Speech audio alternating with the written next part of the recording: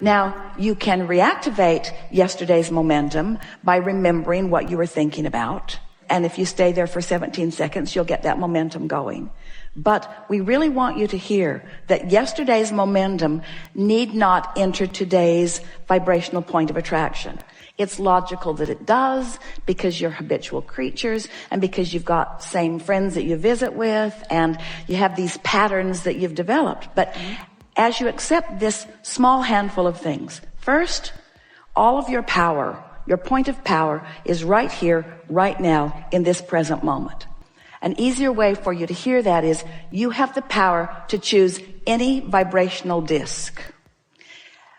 You have the power to do it. You have the choice to do it, but you don't have sometimes the skill to do it yet, because law of attraction is yielding to you the vibrational equivalent of the momentum that you've already gotten established. So if you could accept from us, we are not kidding you at all, at all, at all. Yesterday's momentum has no power in today unless you reach into yesterday and today reactivate the thought of yesterday. Do you believe that? So when you get up and you know about this disc, and you know about thought, and you know about the 17-second rule, and we're not talking about food on the floor. You know that you've got 17 seconds to establish momentum, that you have choices. Then each day you do it, you'll get better and better and better at it. And so this is what we would do if we were standing in your physical shoes. We would put ourselves in our bed at night and we would say, tomorrow's going to be a whole new day, and I'm going to get off on the right vibrational foot tomorrow, and I'm looking forward to it, period. We wouldn't spend a lot of time beating any drums or making any promises to self or getting all girded up in determination. We would just softly make the statement to ourselves and then go to sleep as easily as we can. Then, in your first awareness that you are awake and aware, we would acknowledge it's a new day and a new possibility of momentum. And then we would contemplate these spinning discs that Abraham has been talking about, and we would just make a statement. I choose the high-flying disc. I choose the highest, most resistant-free vibration that I can find. And it's going to be fun to see what that choice of that disc yields for me today. And no big deal in any event. And then we would just take the day as it comes. In the first moment that there's a dip in the way you feel, you'll have conscious awareness that you've maybe chosen another disc, and you might even have awareness of what subject it was that took you there. Because you have patterns of thought, you have issues that you deal with, you have certain people that take you there, you know that you do. And what's going to happen to you after a few days is you're not going to feel protective of this high-flying disc. You're going to feel confident in your ability to get there. Maybe for a while not confident in your ability to stay there, because life happens and you got stuff going on and there's momentum and there's people that you're dovetailing with, and some of them are easier to stay with than others. But gradually you'll begin to choose those conversations with others that are likely to keep you there and avoid those conversations that are not. But in the avoiding, there is the actual choosing of the other. So you can't walk through your day and say, I'm not going to talk to you because that person shows right up. Just the idea that you're not going to talk to that person puts you on the disc where they live. And then every corner you turn, there they are again. It's uncanny. They're like stalkers. They're everywhere you don't want them to be. Law of attraction, make sure of that. But as you play with this for a little while, you'll begin to notice the absolute correlation between the magical things, it will seem like magic, it isn't, that begin happening in your life. The rendezvous with thoughts and ideas and others that feel better and better and better, until eventually you'll have this attitude, oh yeah, I choose that disc and usually I can stay there for a little while, and I can't usually stay there all day, and it doesn't matter because each day I choose it again and again and again. You just get better and better at navigating your way up this emotional scale. We want to talk about momentum, and we want to talk about influence, and we want to talk about the power of someone like your mother, who is now non-physically focused, who is pure positive energy, who holds no regrets, and who is focused upon you. So we want you to focus for a little bit on non-physical energy, whether you define it as your mother or whether Esther defines it as Jerry or whether you call it Abraham or whether you call it what most people refer to this non-physical energy as God, although they sort of mess it up with all of the things that they think about that. But whatever label you want to give to this non-physical energy, feel the power of it, the momentum of it, the lack of resistance of it, and therefore the potential influence of it. And know that that energy knows everything that you put into the vortex, where it is in relationship to you, and is carving out constantly paths of least resistance in order for you to find your way exactly to all of the things that you want with the most vivid detail that you have applied to your vortex. It is really a wonderful thing to experience. So what we're wanting you to focus upon for a moment is the feeling of that power of influence. And we want you to feel the power of that influence so strong. We want you to feel the vortexual version of it. We want you to feel the momentum of it, stronger than your earth spinning in its orbit. We want you to feel the upward motion of it. And we want you to feel its attention on you and the potential for calling you vibrationally upward to it. So here's this energy calling you upward, calling you upward, calling you upward. And if you are a cooperative component, up you go. Which means if you have not done that thing you do that holds you in a different vibration and makes you resistant to that, then up you go. So as each day goes by, that you are a little lighter, a little freer, a little less enamored with the troubles of your life, a little less verbal and a little less vocal and a little less giving airtime to the things that you don't want. As you cease doing more and more that thing you've been doing that has been holding you in a vibrational frequency that has been making you resistant to this upward motion, you become more buoyant. It's like the cork floats right to the surface unless you hold it under the water. And as you play with this idea of finding better and better feeling thoughts, you become just more naturally buoyant. And then the better it gets, because in that lightheartedness that you felt, you described this feeling of immeasurable relief when your mother made her transition. That's what it feels like when you're not holding yourself in resistance to your natural energy and flow. So the first thing we would do is set the stage the night before, acknowledge in the morning, and then do our best to stay on that high-flying disc as best we could through the day. We've written book after book after book and filled them with process after process after process, all with the intention of helping you to release resistance. And all of them are effective. The better you get at understanding how these laws of the universe work, the more you can apply these processes.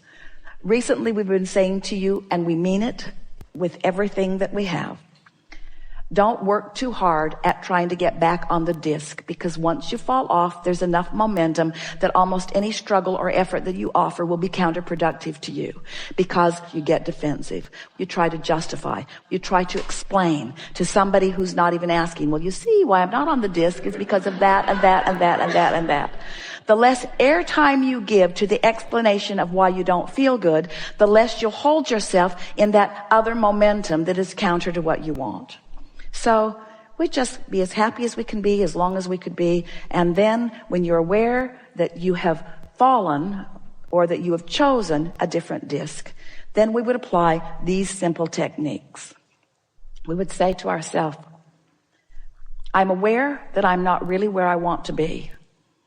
And I'm aware that any attention I give to being where I don't want to be is just going to practice that vibration longer. So I'm going to do the best job I can of distracting myself from whatever it is that is at the heart of this newfound, less than positive, somewhat negative emotion. Then these are the tools that we would utilize in this order. If we could, we would take a nap, because slumber will start the day over again. If that's not practical, we would meditate. Quieting the mind accomplishes the same thing. And if you've been meditating for a while, you'll get really, really good at it. Making a list of positive aspects isn't a really good tool under those conditions, because you're already not on a very good disc. And so you're going to say it, but you're not going to mean it. And when you say things you don't mean, you just practice what you do mean. You see what we're getting at? So what we're talking about here is just managing your alignment, managing your connection Your connection to what? Your connection to the energy. Your connection to the vibration. Your connection to the vibration of source. Your connection to the influence of source. Your connection to the path of least resistance to everything that you want. After a few days of playing with this, you're going to begin to notice, some of you already are noticing, synchronicity in your life, rendezvous with things that you cannot help but understand is the universe setting you up for understanding about thing after thing after thing. Esther said, I need to start writing this stuff down because it's happening with such speed that it's intoxicating, first of all, to see how many things that the universe can orchestrate that equal, for Esther, evidence of that alignment. We wanted to say earlier in the conversation that what life is for all of you is this moment and how you feel, period.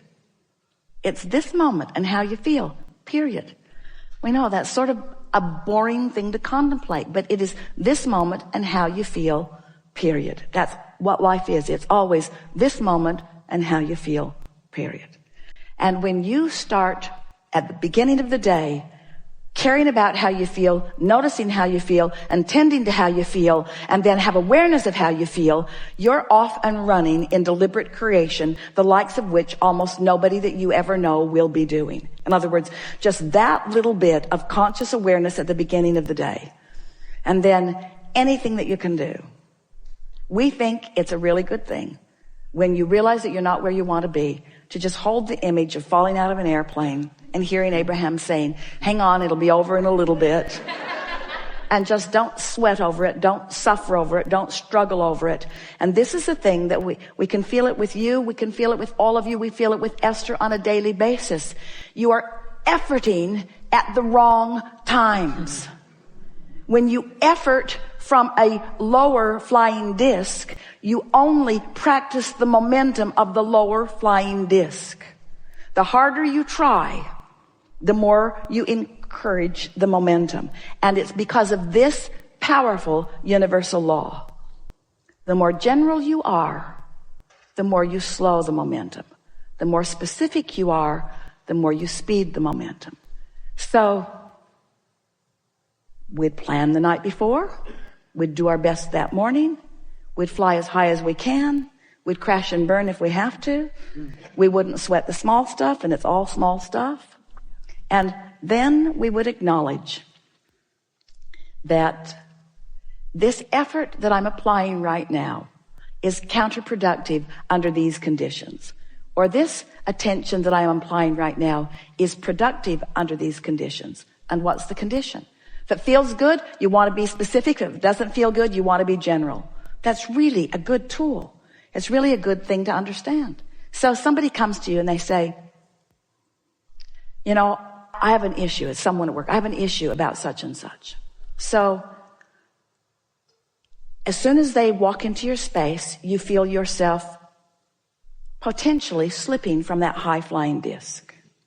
So what would, given what we've just said to you, your best course of action be?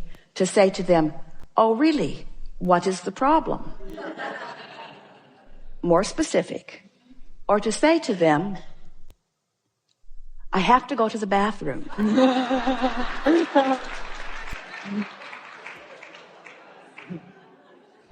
Or to say to them, you're one of the best problem solvers I've ever known. Let me know how it turns out. Or to say to them, I'm on a high-flying disc. And talking to you is a very high probability that I soon won't be on a very high-flying disc. Now let me explain to you about the high-flying disc. I want to be on the high-flying disc. You want me to be on the high-flying disc. Now, most people aren't ready for this conversation. You really have a wonderful benefit if you're hanging around with people that do know about the high-flying disc. In other words, once you get the hang of this and you're hanging around together and somebody comes with you with some sort of problem, just point upward like, just leave it at that. Just leave it at that. Because as soon as you say, do we really want to go there? You've gone.